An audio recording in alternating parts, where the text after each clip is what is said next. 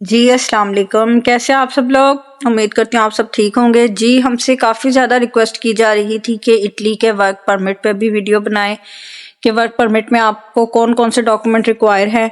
तो जी मैं आपको तफसील बताती हूँ। सबसे पहले जी, जब आपके पास वर्क परमिट आपके हाथ में आ जाता है तो सबसे पहले आपको जिस पर्सन ने वर्क परमिट जिस कंपनी का भेजा है, चाहे वो सीजनल है चाहे वो नॉन सीजनल है, उस कंपनी की आपको बिजनेस प्रोफाइल चाहिए। ठीक है, मतलब उस कंपनी का जो भी नाम है उसकी सारी प्रोफाइल, जिन्होंने आपको वीज़ा इशू किया उनको पता होगा बिजनेस प्रोफाइल किसे कहते हैं। वो एक डॉक्यूमेंट होता है, गवर्नमेंट इशू करती है, वो चाहिए। उस कंपनी से आपको एनओसी चाहिए। ठीक है, वो एनओसी भी आपको कंपनी वाले ही इशू करके देंगे, आप उनसे मांगेंगे वो आपको दे देंगे। फिर आपको जो नोला होता है उस कंपनी ने आपको इशू किया, वो नोला होता चाहिए। ये तीन चीज़ें आपको उस कंपनी से चाहिए जिस कंपनी ने आपको नोला होता इशू किया है। ठीक है, फिर जिस बंदे ने आपके लिए अप्लाई किया है, मतलब एक सेकंड पर्सन जो जिसने आपका वहां पर उस कंपनी में अप्लाई किया था, उस बंदे की सजोर चाहिए आपको। सजोर कहते हैं जो वहां पर, जैसे हमारा यहाँ पे सीएनआईसी होता है पाकिस्तान में, वहां पर सजोर होता है, उस सजोर की चाहिए आपको कॉपी चाहिए। फिर आपको उसके सीएनआईसी की कॉपी चाहिए। फिर आपको उसका रेजिडेंस, जो वहां पर रेजिडेंस कार्ड होता है, उसकी कॉपी चाहिए। ठीक है, फिर उसके पासपोर्ट की एक कॉपी चाहिए। ये सारी चीजें आपको उस पर्सन की चाहिए जिस पर्सन ने आपके लिए अप्लाई किया है। ठीक हो गया, ये सारी चीजें लें आप। फिर आपका आ जाता है पाकिस्तान में काम। पाकिस्तान में आपने जो अपने डॉक्यूमेंट्स तैयार करने हैं उसमें सबसे पहले तो आपका आ जाता है पासपोर्ट। पासपोर्ट आपका वैलिड होना चाहिए, कम से कम 2 साल के लिए तो आपकी डेट होनी चाहिए, क्योंकि इटली की आपको पता होगा लीगलाइजेशन वीज़ा सबमिशन के लिए आपको अपॉइंटमेंट लेने में बहुत टाइम लग जाता है। लेकिन उसमें यह है कि वर्क परमिट में आपको सिर्फ वीज़ा की लेनी होती है, लेकिन फिर भी आपके लिए सिक्योर साइड यही है कि आपका कम से कम 2 साल तक आपका पासपोर्ट वैलिड होना चाहिए।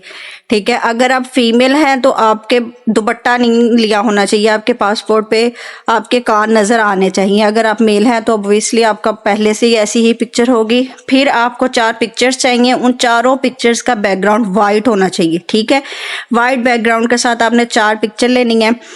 फिर उसके बाद आपका आ जाता है एफआरसी जो फैमिली रजिस्ट्रेशन सर्टिफिकेट आपको नादरा इशू करती है। ठीक है, उसमें आपके, अगर तो आप मैरिड हैं तो एक आपकी बीवी और बच्चों के साथ एफआरसी बनेगा और एक आपका अपने बहन भाइयों के साथ एफआरसी बनेगा, 2 एफआरसीज होंगे। फिर आगे आ जाता है बीआरसी बर्थ रजिस्ट्रेशन सर्टिफिकेट, ये आपको जो आपका यूनियन काउंसिल है वो इशू करता है, आपको वो चाहिए। फिर उसके बाद आ जाता है आपका एकेडमिक रिकॉर्ड, आपकी जो भी डिग्री है, अगर आप मैट्रिक पास है, एफए पास है, जो भी है आपकी वो डिग्रीज चाहिए होंगी।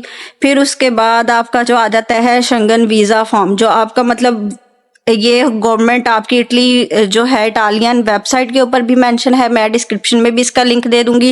ये आपने एक रिक्वेस्ट फॉर्म फिल करना होता है, ये आपको चाहिए। फिर एक आपका रिक्वेस्ट फॉर्म होता है वीज़ा का, फॉर्म डी रिक्वेस्ट फॉर्म, ये भी आपने जब वीज़ा की अपॉइंटमेंट जो है वो अटेंड करने जाना है तो ये फॉर्म आपके पास फिल होना चाहिए।